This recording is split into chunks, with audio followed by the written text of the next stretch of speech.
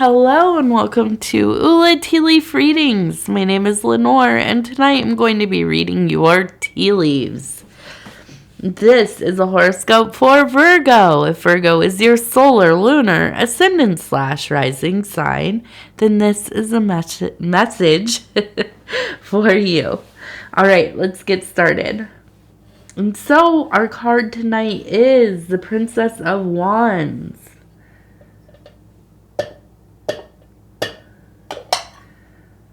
All right. And let's see what these tea leaves have to say. All right. And so if you have not subscribed yet, please think about doing that. You can hit the little bell. It'll let you know when the next videos are coming out.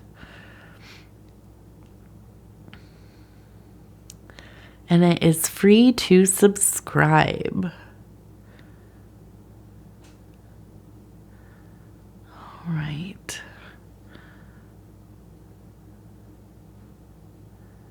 A person sitting there, and what are they doing? What are you doing?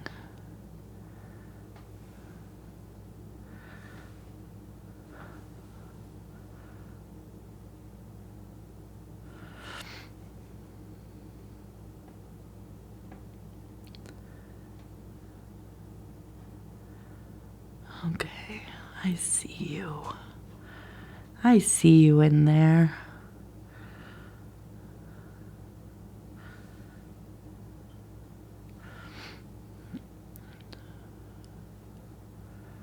Okay, so we have a side profile. Let's look at this. We have eyes, nose, mouth, hair, side profile. They're looking this way, kind of the chin here. Okay. It looks like maybe a feminine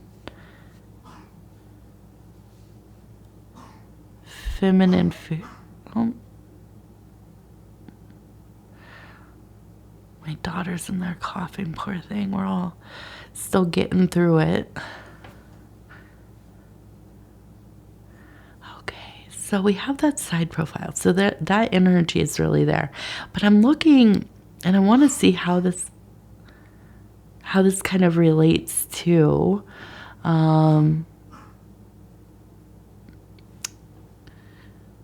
just waiting to see. She's with Daddy right now, so yeah.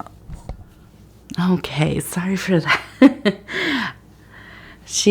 My daughter, when I'm doing my reading, she's with Daddy, obviously, but she sometimes, when she's not feeling good especially, she wants mommy, so I had to go put her down a little, get her from being too restless.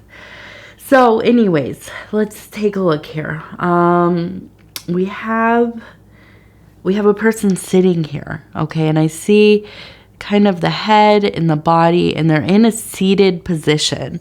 And now I just feel we have this energy here. It feels like a youthful person, passionate, emotional, just full of energy,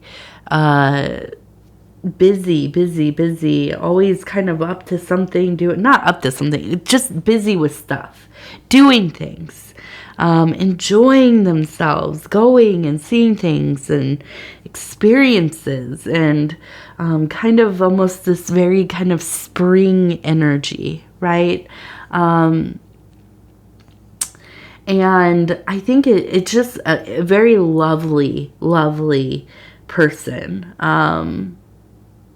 And I wonder, it maybe is you. Maybe this is, you now. It could have been when you were younger.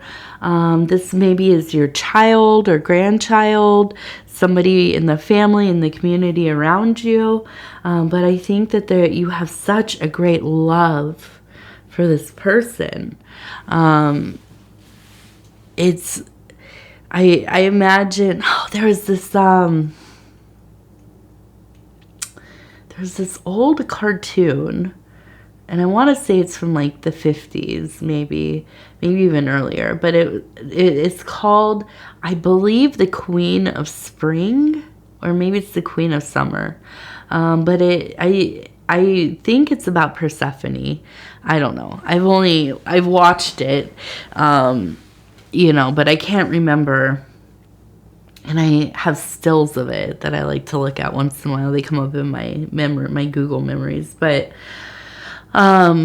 it's just that if you could imagine walking across the ground and there are flowers sprouting beneath their feet as they walk, and there's the animals and, all of the beautiful flying things kind of coming and greeting this beautiful being. And there is a light that just emanates from them. And I feel like this is really, somebody, something. And, we're talking about Virgo, right? So maybe this really it's the archetype of the maiden. And so this maybe is just very much your core Virgo-ness, isn't it? It could be. But I see kind of imbalance of this, or maybe I see this being sitting here, and it reminds me, I think, of the Green Man, or some kind of wooden being, that wooden being in the Green Knight, right? The old story of the Green Knight, the epic, and this creature made of wood, of sticks and twisted things, and it's stiff and sits there, and it's kind of excuse me, and it's my goodness, I am so sorry. This is my last reading of the night, and of course it's the one where it's just it's Christmas night. So we've had a full day, a full schedule. And I'm trying to make up some readings too. So here we are, sneezy and tired and coughing and all of the things. So anyways, kind of in this, it feels like an eternal rest, right? But it's not. It's kind of just this very slow moving thing. If you could imagine being a tree, quite literally just being the tree, and you grow ever so slowly, but it's strong, taking deep, deep roots and merging with the community of trees and plants and animals and so on, that you're all interconnected with. Okay. And so, I feel like there is kind of this balance in both places.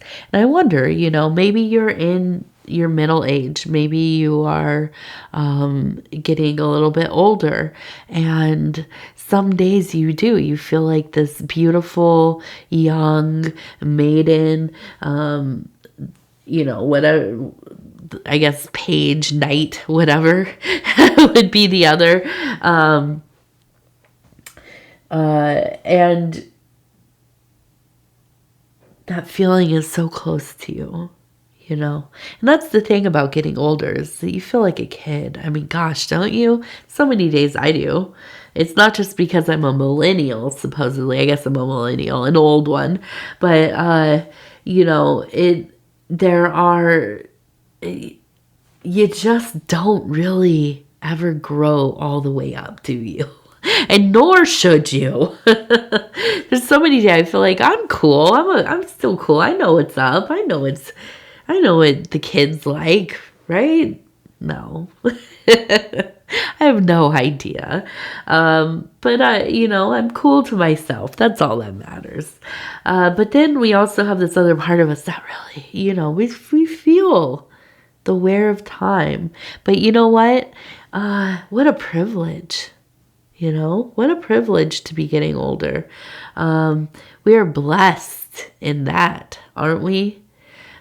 Even if it's been trials and tribulations, the ordeals of, you know, being that human being in that physical suit that we wear. But there's such a strength within you between these two things. Both of these archetypes alive and well. I feel like you have wisdom, deep, deep wisdom. You're good at being with people. You're good at hearing people. You're good at listening to them. Unlike most, you know, most people they can't stop long enough to really listen. But you're good at it.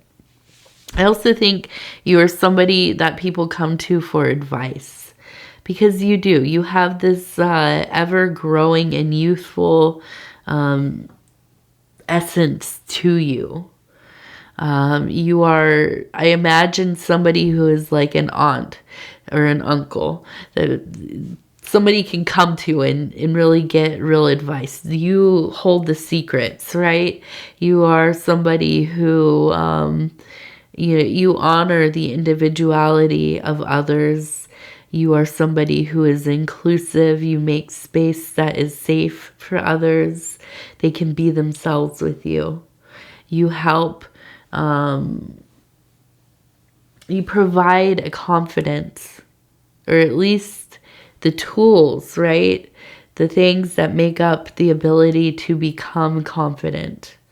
And I think probably, and I think this is true of a lot of Virgos, you know, you're somewhat eccentric. You are your own person. You know, at times it's maybe been hard to, you know, kind of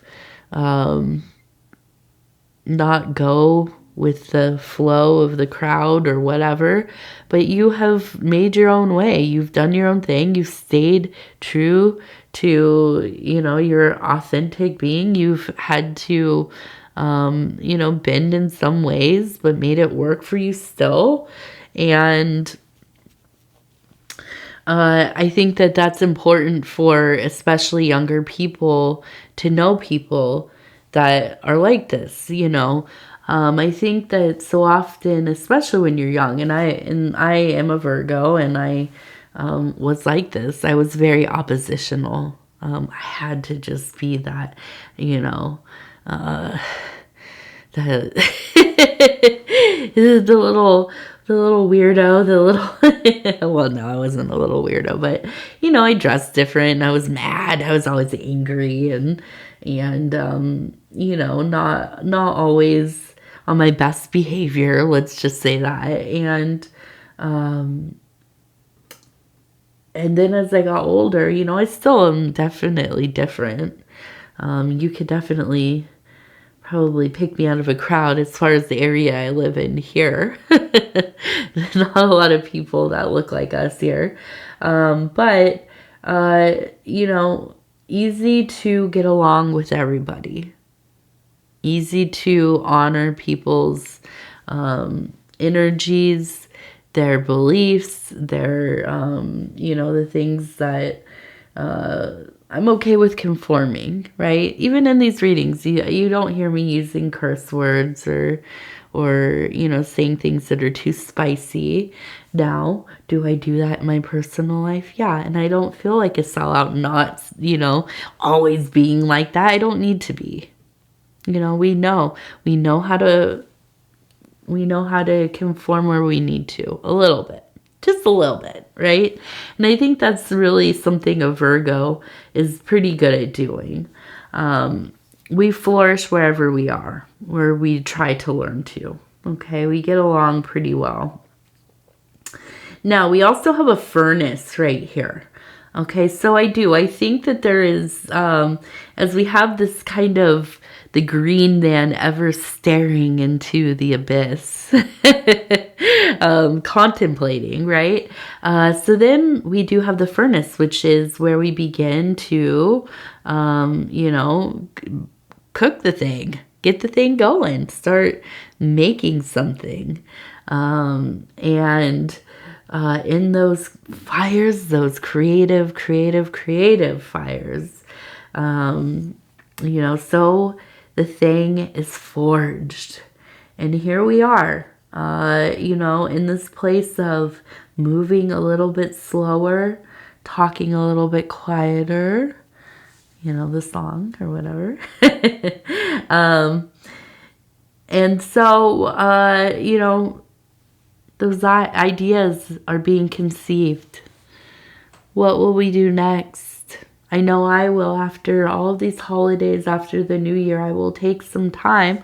I'll still be doing my readings and everything, of course, but this is my time of the year where I really, really go into myself, where I let things be a little more quiet, where I think about what will I be doing?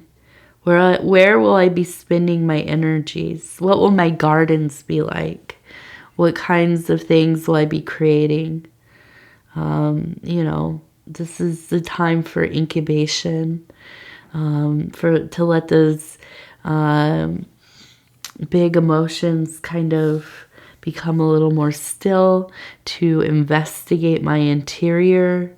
I like to think of, you know, the womb, of course, the warm cave where we go to sleep and we dream the dreams. We dream those sacred dreams, those things that create universes within us. And so we spend our time and we let ourselves, we give ourselves the permission to do so. And this is a really important part of the process. You know, it can't always be direct action.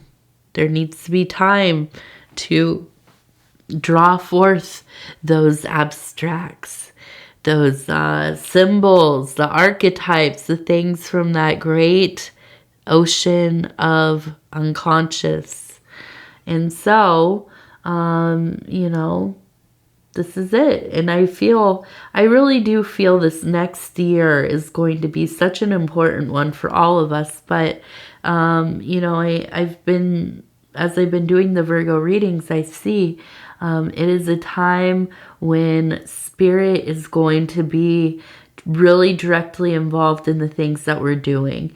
And we are really going to have to figure out how to channel some of that energy, put it into things that are meaningful. I feel that it's a good time to be taking up some kind of creative medium, to be figuring out, you know, how am I going to commune with spirit?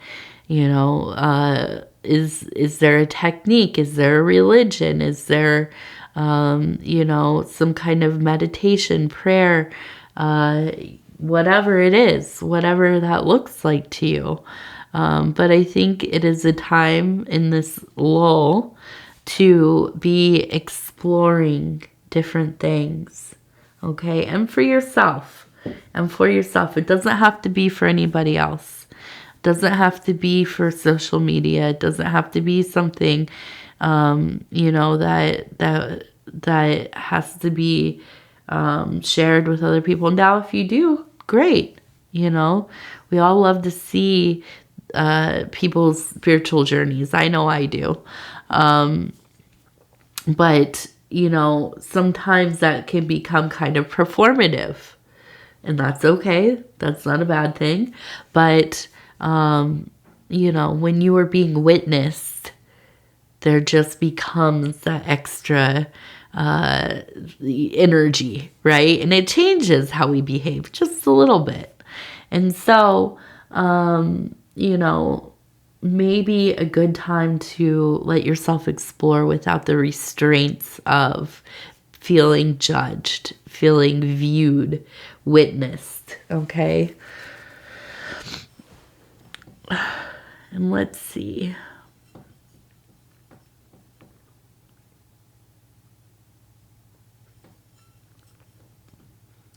I'm looking and I'm kind of seeing a farm here.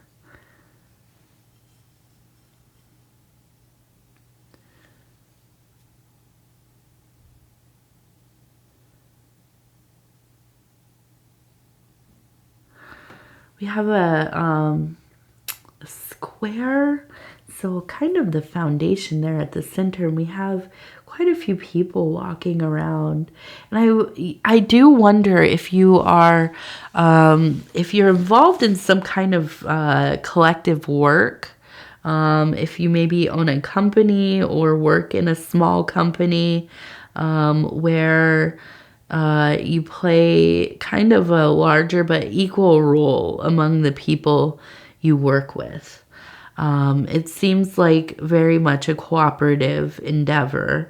Now we do have a bird over here. So I do think that I feel like there is a sense of necessity to communicate. I see all of these people kind of walking in different directions, but I don't see conflict so much as feeling maybe overwhelmed. Okay. We also have these emotional waters down here. And I'm wondering, you know, if this is really partially kind of getting into a place of fatigue, feeling like you haven't been resting as much as you probably need to or would like to. And this seems like a busy time. So I think that this is really important for you to advocate for, you know, a time to get some rest, to really adhere to routines, make sure that you have a good sleep routine going on. You know, I'm not going to list all of the things you need to do to get to bed early or, you know, successfully.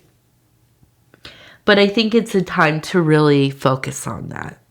Not only are the dreams important and waiting for you, but it is really important to have restorative sleep. This is a time, if you are in the northern hemisphere, we do have an abundance of melatonin due to the lack of sunlight in most areas. So the dreams are very dreamy, and it's an important time for your brain. We have seasons for reasons, right? We have these we have these times where, yeah, we slow down. We maybe sleep a little bit more. And so, you know, I think it's important to definitely at least get the normal amount of sleep and restorative sleep. Okay, it's the core of our life, our being. I can't tell you how troubled my sleep was for so many years of my life. And once I got on, and I mean, it really took me, I was like 30 years old. I started to realize, well, maybe if I sleep at least like, you know, 7 hours, good hours of sleep, get, you know, whatever amount of REM sleep, meet my little quota of that, start feeling better, you know, in a lot of different ways. And it really does, it helps so much, you know. And then I had a kid, so sleep was troubled. We're getting back into a normal routine, thankfully. But, you know, you notice the difference. You do. So something important there, definitely, and messaging coming through there. Definitely look at the work, you know, maybe time to rearrange some of your schedule, your routine there, how you're doing things when you're doing them, if you have that ability. Okay. All right, let's look at the Happier Me affirmation cards here. And then I'm going to go to bed. I need to get some rest myself. My goodness. I think I'm just worn out. I think that's it. I don't know. I'm also sick. And I've been telling myself, I've been able to power through it for the last few weeks because I've had so much to do, as we all have. And now I hit Christmas Day and I'm like, I am burnt. I'm burnt. I just really need to take a few days to like just work, clean the house, and relax. And that's what I'm going to do. All right. So it says the only approval I need is my own. What a very Virgo card. Worrying about what others think is only a distraction to living courageously. Nobody knows your needs better than yourself. Yeah, I think a Virgo wrote this. And I, as a Virgo, accept it 100%. All right. My loves, I want to say thank you so much for spending this time with me. It is always such an honor to be able to bring these messages to you. If you would be so kind as to like the video, it really does help the channel so much. And if you have not subscribed yet, please think about doing that. You can hit that little bell. It'll let you know when the next videos are coming out. And it is free to subscribe. Other than that, if you'd like to leave a comment, please do. I love reading them. I absolutely adore you all. I think that you know that. And what else? We recently hit 25K subscribers. So congratulations to us all here at the channel. That includes you. So, yeah, that's it. I have to go, I'm going to steam myself, I think. I'm just so congested, you guys. My goodness. Yes. So anyways, I love you. Take care of yourself. We will be talking in just a few days. And with that, well, I don't know. Will we talk before the new year? Yeah? No, maybe. It depends, I guess, if I do what's it called? A bonus. Or if you're watching other signs, you can always watch other signs as well. But if not, Happy New Year. I love you. Be safe, be safe, be safe. Please be safe. All right. We'll talk soon.